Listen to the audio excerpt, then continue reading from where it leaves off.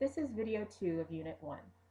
In our first video, we learned about the root of our environmental problems, exponential population growth, and money. We want to talk a little bit more about economics today, and we want to know some terms as related to economics. First of all, capital. Capital is wealth used to sustain a business and create more wealth. Okay, so that is the money that is used to keep a business going and to potentially make more money for the business. When we talk about the environment, we have natural capital, like solar capital. Solar capital is solar energy and indirect forms of solar energy, like wind power, hydropower, biomass energy. These are used to sustain Earth. Natural capital is any natural resource of the Earth. That's any resource that we have that helps keep the human population alive and helps keep the Earth alive.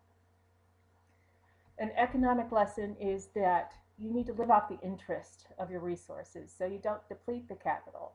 So we need to use our resources in such a way that they can last for a very, very long time instead of using up the resources that we do have.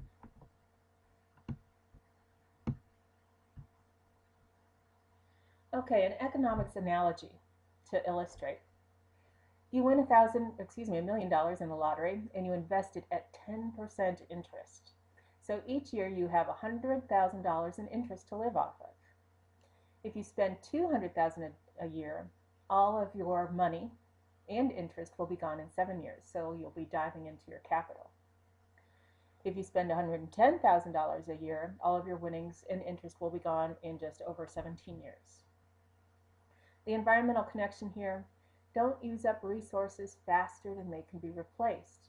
We should be using resources that can be renewed at a fast rate. Right now, the world's population is growing exponentially at 1.17% a year. How many people is that? In 2011, the population was 6.8 billion people. 6.8 billion times that 1.17% is 80 million people. 80 million people were added to the planet in 2011, and that keeps going year after year. At this rate, it would take 3 days to replace all of the Americans killed in all wars and conflict with U.S. involvement. How long until the world doubles in population? If the population is increasing at a rate of, that should be 1.17% a year. We use the rule of 70 we learned about in the first lecture. Take 70, divide by the percentage that's it's increasing, and that will be 60 years. So our population is projected to double by 2071, from 7 billion to 14 billion people. Think about that, double the population in just 60 years. All right, some more economics. We need to know some more terms. GDP stands for Gross Domestic Product. This is the market value of all the products, goods, and services of all firms, businesses, and organizations that operate within the country. So that's the value of all business and services in a country. If we take the GDP value and divide it per person in that particular country, that gives us per capita GDP, or per person GDP. The GDP divided by the total population is the per capita GDP. This will tell you the GDP will reflect the standard of living in the country, how much value there is per person. A higher GDP will mean a higher quality of life. A lower GDP will mean a lower quality of life. Those countries that have a high GDP, gross domestic product, are generally called developed countries. Developed countries include the United States, Canada, Japan, Australia, New Zealand, and countries of Europe. Developed countries consist of about 1.2 billion people and have a high per capita GDP. Usually these are industrialized countries with good social support systems, good health care. On the other hand, those countries with a low GDP are called developing countries. You find developing countries mostly in Africa, Asia, and Latin America. Developing countries have a higher amount of population. They have 5.2 billion people in these developing countries as compared to the 1.2 billion in developed countries. They're usually agricultural based, don't have very strong social support systems, and very poor health care. There are in between countries that don't fall strictly into one of these categories. Let's compare developed versus developing countries. As far as population goes, 81% of the world's population is found in developing countries. Population growth is higher in developing countries. Wealth is low in developing countries, 15% of the wealth for 81% of the people. Resource use. Developed countries use almost 90% of the world's resources. It's not that we have those, we use them because we have the money to obtain them. Developed countries only use 12% of the world's resources. So think about that. 81% of the population, 12% of the resources. 19% of the population, 88% of the resources. That isn't even at all. It's very skewed as far as resource use. Pollution and waste. Most pollution comes from developed countries because we buy the goods and services that create pollution, and 25% comes from developing countries. All right, economically. In the first lecture, I told you that wealth had increased over time, so there has been economic development over time. There are trade-offs to that. The good news as far as the wealth goes. Global life expectancy has doubled since 1950. On average, worldwide, it's 67. Different countries have different life expectancies. That means better health care, better technology has contributed to longer life. Infant mortality has been cut in half since 1955. Infant mortality means babies that die at birth or close to birth. That has been cut in half, which is very good news. Air, water pollution has dropped in developed countries, so our air pollution control devices have gotten better. Our understanding of maintaining the environment has improved. And those that live in poverty has dropped by 6% since 1990. But the bad news is, developing countries' life expectancy is still 11 years less than developed countries. They still don't have the technology and the health care to improve their life expectancy. Infant mortality is 8 times higher in developing countries. Again, technology and health care contributes to that. Air, water pollution in developing countries is high, and half of the world's population is still trying to live on less than $3 a day. Let's talk about pollution. Pollution is any substance that threatens the health, survival, or activities of any living thing.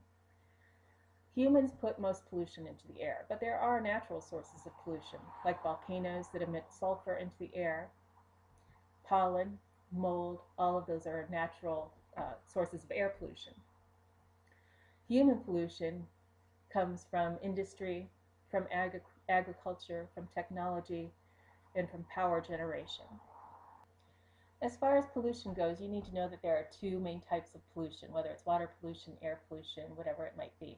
There's point source pollution and non-point source pollution. Point source pollution comes from a source that is identifiable. You can point to that person, to that industry, to that business and say, this pollution is your fault, you need to clean it up. That's point source pollution.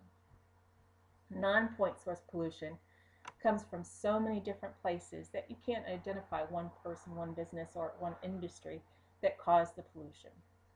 An example is fertilizer runoff from lawns. People put fertilizer on their lawns to make their grass grow. You can't point to one house or one industry and say, this fertilizer that got into the water is your fault. It comes from too many different areas to say that. Oil runoff from roads and salt from roads is another example of non-point source pollution. Obviously, point source pollution is easier to fix. You can identify where it's coming from and you can stop it. So how do we prevent pollution? Pollution prevention. That is, we can prevent it from happening in the first place. We can put scrubbers on smokestacks. We can have more legal controls over what can be put into the environment. We can clean up after it's been put out into the environment.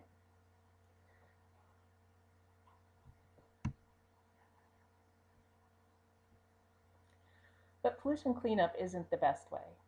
It's a temporary fix. There's no away, there's no throwing away of pollution. It always has to go somewhere. And this is usually not cost effective. It's best to prevent it in the first place. Okay, so the big five causes of environmental problems: population growth, wasteful resource use, poverty, poor environmental accounting, that is, not including environmental costs in the market price of goods, and we're going to watch a video that explains that in a little bit more detail, and ecological ignorance, trying to manage nature with too little knowledge about how it works. And I hope that you learn a lot about ecology in this course and understand nature and how it works so that you can make a big difference for our planet. And you thought you had it bad? This is the percent of the world's population with this problem. Inadequate sanitation, like sewers. 38% of the world's population has inadequate sanitation. Not enough fuel for heating or cooking. 32% of the world's population. No electricity, 25%. No clean drinking water, 17%. Inadequate health care, 17%. And not enough food, 17%. And we'll talk about all of this in more detail as the year progresses. But think about your quality of life and how good you really do have it. Think about those people in developing countries and what they do without clean drinking water, electricity. On the other hand, in developed countries like the United States, we are big consumers. We are very wasteful with our resources.